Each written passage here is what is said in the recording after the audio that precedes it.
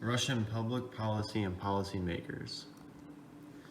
The important policymakers leading up to the fall of the Soviet Union that we are going to evaluate today are Joseph Stalin, who reigned between 1929 to 1953, Nikita Khrushchev from 1953 to 1964, Leonid Brezhnev, 1964 to 1982, and Mikhail Gorbachev from 1985 to 1991. Starting under Joseph Stalin, we have he was using the book of Marxists, who was the founder of basically anything communism, and basically Joseph Stalin he used this for everything in his agenda, and it was basically the guidelines for Russian policy during the 1920s and 1950s. And he also tried incorporating the Tsar legacies and principles, even though he himself was a Bolshevik. Also, during his reign, he inflicted terror against those who opposed him. So anyone who's opposing communism, so that would include like people of religious order, anti-government, people who were against socialism, conservatives, and all that. He also abolished the private land ownership of anything in the agriculture. And then his policies were collectivization of agricultural industrialization and socialism in one country. Policy under Khrushchev. He expanded agriculture for the Russians. He made it more extensive than intensive. During the Russian reign, it was more intensive. He also amended political offenses, raised parties' prestige and activities. Basically, what this was, like Stalin, he also kind of made sure that people who opposed the Communist Party were not going against them, and he would put them in prison or do something else. He wouldn't actually kill them, he'd just put them in prison.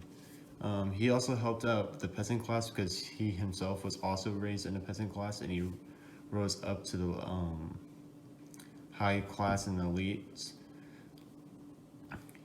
He also established more domestic programs such as elderly benefits. So this is where we kind of see that socialism aspect in the communist era, where it's more big government and financial aid to all the people who need it, welfare. And then you also have, he reversed Stalin's oppressive nationality policies as well during his time. Policy under Brezhnev. He was also, he ruled during the Cold War, and then he also was trying to just make nuclear priority with the United States and military spending. During this time, the economy in Russia was also failing. It was not equal in military might as the United States or the Western economies. He was also very conservative, one of the first conservative presidents in Russia. And he also pushed for stability, because during this time, a lot of people were just frustrated with the government because of how poor everyone was. Policy under Gorbachev. He added democratization into communism. He was the first to do so. Under his democratization plan were the two characteristics of perestroika and glasnost. Perestroika was a reconstruction of the economy and political system, and glasnost was the openness that bestowed rights to the people, so like the rights that you would see in the Bill of Rights in our own Constitution. He also decentralized the economy, and he also was focused on technological modernization and worker productivity. Rise of the Federation, important policymakers. Policymakers that defined the rise of the Russian Federation were Boris Yeltsin and Vladimir Putin. Some background towards the rise of the Federation. With the fall of the Soviet Union came the dissolution of the Soviet Socialist republics. the people, because of Gorbachev's political reforms, of Gnost and Perestroika, the people called for an end to one-party rule. The people called for a democratic rule led by pluralist candidate Boris Yeltsin. Through a failed communist hardline coup, Boris Yeltsin was able to oust Gorbachev and dissolve the Soviet Union. In its place, he created the Russian Federation. Rise of the Federation, defining policy under Yeltsin. Like most former Soviet republics, the Russian Federation fell into political anarchy and economic chaos. So, when Boris Yeltsin came to power, one of his key things was economic reform.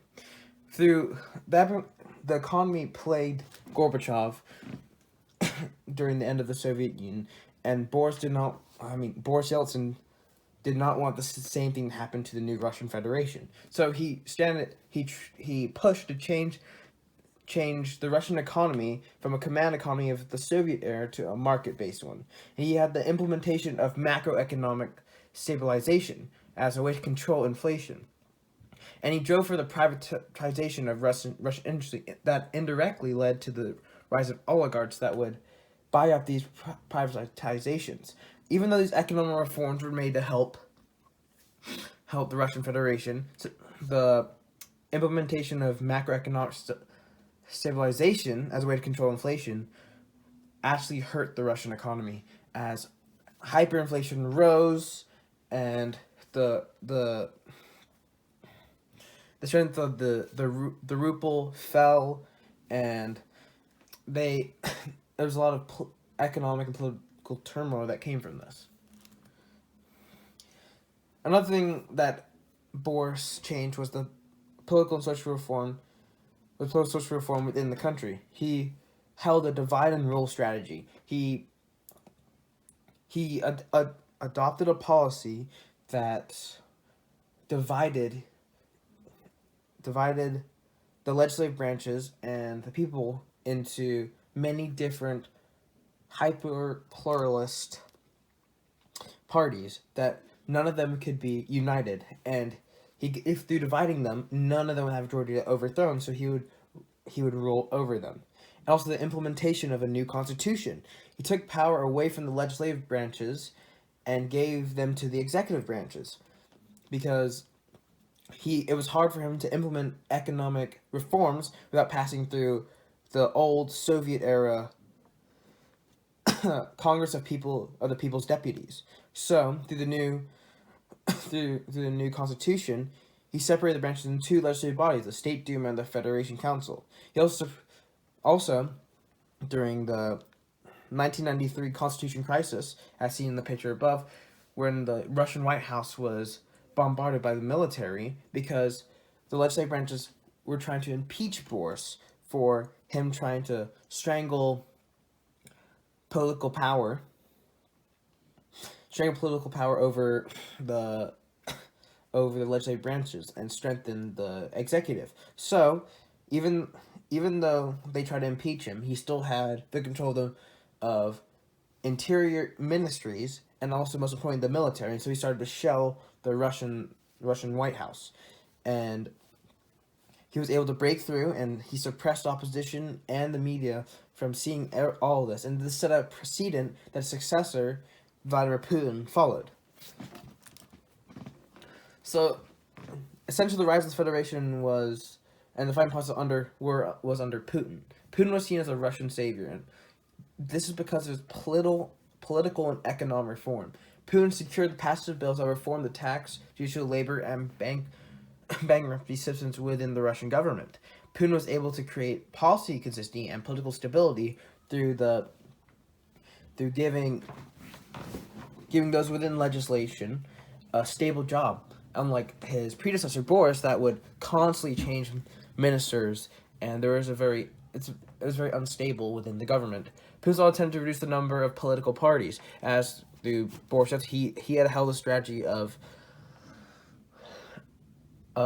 divide and rule, but Putin saw this as a dividing factor that destroyed the national unity within the new Russian Federation. So he drove to connect these parties and made it on where, for example, the strongest party is the Russian United Party, which is one of the biggest. He also preached economic reform, thinking that the Russian economy's long-term health was tied to deep structural reforms that the Yeltsin Mission had ignored, such as through the factory system and infrastructure, and it was truly hurting. It was only a lot of Boris Yeltsin policies were hurting. They were hurting all places around Russia other than urban centers. Only urban centers through, for example, the strengthening of the oligarchs were benefiting from Boris's policies, and this kind of thing made people look at Putin in the common people's eyes as a savior, as says at the top. And the rise of the Federation continued. Putin created a new tax code that simplified and streamlined the tax system. He reduced Russian dependence on Western loans through policies of finance, the refrigerant and expansion of Russian industry, and Russia also sought to increase its exports by promoting the sale of oil, natural gas, and arms to, for example, oil, because they found had a high concentration of oil in the Caucasus, and natural gas, and arms to, for example, to all the world. That's why, for example, we see the AK-47 as a standard for many militant or terrorist groups, because how cheap it is, and use this to strengthen the Russian military. And the reforms implemented by Putin, as well as his demeanor, produced a political stability and economic vitality not seen in the country during the 1990s, and gave Russia a sense of confidence as it entered into the 21st century. Putin's popularity was through the roof. Everyone loved him. And it was only in his second presidency, after Dmitry Medvedev, that Putin started to crack down on the people's liberties and that kind of stuff. That's why, for example, he started to follow, because of what he was doing was unprecedented, he started to follow policies such as Boris Yeltsin as suppressing opposition and the media.